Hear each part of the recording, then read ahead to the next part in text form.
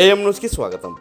నంద్యాల జిల్లా ఆలగడ్డ మండల కేంద్రంలోని ఎద్దులపాపమ్మ గ్రౌండ్లో ఉన్నటువంటి కేవీకే ఇండోర్ స్టేడియం నందు స్టేడియం ఇన్ఛార్జ్ వెంకటరమణ ఆధ్వర్యంలో అమరవీరులైన జవాన్లకు నిర్వహించిన నివాళుల కార్యక్రమంలో టీడీపీ యువ నాయకులు భూమా జగత్ విఖ్యాత్ రెడ్డి పాల్గొన్నారు. ఉగ్రదాడిలో వీరమరణం పొందిన జవాన్లు మురళీనాయక్, సచిన్ యాదవ్ రావుల చిత్రపటాలకు భూమా విఖ్యాత్ రెడ్డి పూలమాలలు వేసి నివాళులర్పించారు. ఈ సందర్భంగా భూమా విఖ్యాత్ రెడ్డి మాట్లాడుతూ ఉగ్రదాడిలో వీరమరణం పొందిన జవాన్ కుటుంబానికి టీడీపీ ప్రభుత్వం ఎప్పుడూ అండగా ఉంటుందని తెలిపారు. కార్యక్రమం అనంతరం క్రీడాకారుల భవిష్యత్తు కోసం త్వరలో ప్రారంభించనున్న లక్ష్య క్రికెట్ అకాడమీని భూమా విఖ్యాత్ రెడ్డి సందర్శించారు.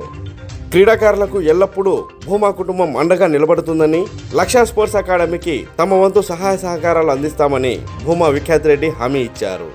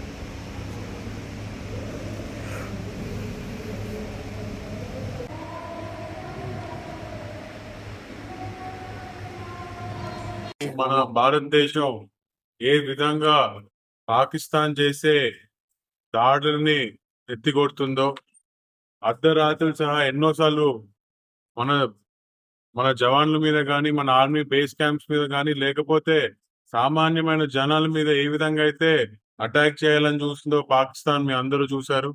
కానీ చాలా తెలివితో, చాలా ధైర్యంతో ఈరోజు ఏ విధంగా అయితే మన భారతదేశం దాన్ని ఎత్తికొట్టిందో ఈరోజు ప్రతి ఒక్క భారతదేశ పౌరుడు ఈరోజు గర్వపడాల్సిన రోజు. మరి అదే విధంగా ఈ పోరాటంలో చనిపోయిన ఇద్దరు వీర జవాన్లకి నివాళులర్పిస్తున్నాము. అదే విధంగా రాష్ట్ర ప్రభుత్వం తరపున వీళ్ళ కుటుంబానికి ఎటువంటి సాయం కావాలన్నా చంద్రబాబు నాయుడు గారు, లోకేష్ అన్న, యావత్ తెలుగుదేశం పార్టీ మొత్తం కూడా ఆ కుటుంబం వెనుకలు ఉంటదని చెప్పి కూడా ఈ సందర్భంగా నేను తెలియజేసుకుంటూ, మరి వాళ్ళ ఒక ధైర్యంతో, వాళ్ళ ఒక త్యాగంతో మనము నిజంగా ఈరోజు వాళ్ళ వల్లే ఈరోజు మనం రాత్రి ప్రశాంతంగా పడుకోగలుగుతున్నాము. ఇదే కాకుండా అక్కడ ఇప్పటికీ పోరాడుతున్న ప్రతి ఒక్క సైనికుడికి కూడా మనం అండగా నిలబడాలి. మనం చేసుకుంటున్న ప్రేయర్లో కానీ, దువాలో కానీ, ఊళ్ళోకి వెళ్ళినప్పుడు ముక్కున్నప్పుడు కానీ వాళ్ళ కోసం కూడా ముక్కోవాలని చెప్పి ప్రతి ఒక్కరిని నేను కోరుకోవడం జరుగుతుంది.